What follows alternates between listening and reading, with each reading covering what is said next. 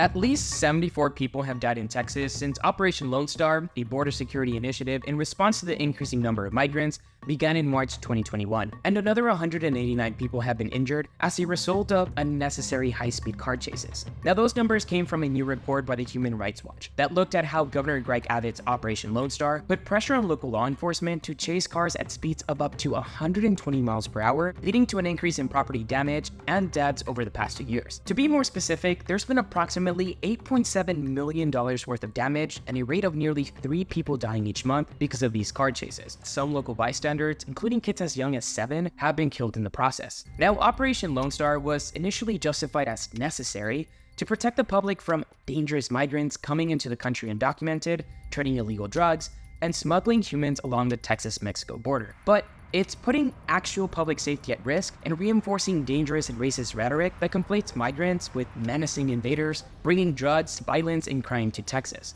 when, in reality, the vast majority of migrants arriving to the Texas-Mexico border are only seeking safety or reunions with their families. According to police records reviewed by Human Rights Watch, local law enforcement stopped vehicles for alleged predetermined traffic violations to determine if the vehicles were transporting migrants. An attorney who defended people prosecuted for smuggling under Operation Lone Star told Human Rights Watch that many of these stops are based on racial profiling. She said they've even searched cars merely because it allegedly smelled like migrants. Most importantly, Human Rights Watch did not find any evidence that Operation Lone Star was making measurable progress towards the goal of deterring migration or stopping human and drug trafficking. And look, sure, at the end of the day, law enforcement such as state troopers need to do their job, but they can easily avoid a high-speed car chase and the use of dangerous stop devices like spike strips. There are police departments across the US that have adopted policies restricting the use of vehicle pursuits. One of them is the Houston Police Department, which is in Texas, mind you. They've recognized that pursuits lead to a high risk of loss of life, serious personal injury, and serious property damage. Operation Lone Star has received a lot of criticism since it began, and organizations like Human Rights Watch called on Congress and the Biden administration to put an end to the program. But